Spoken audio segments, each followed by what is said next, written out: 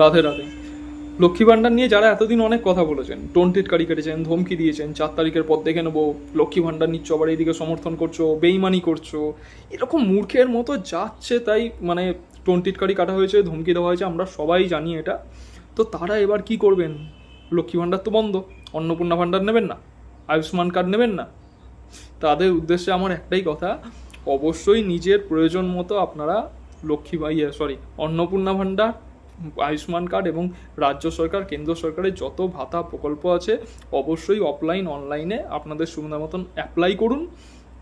সরকারের এই ভাতা প্রকল্পেতে কোনো ভেদাভেদ নেই, এটা সরকারের, আমাদের সবার অধিকার আছে।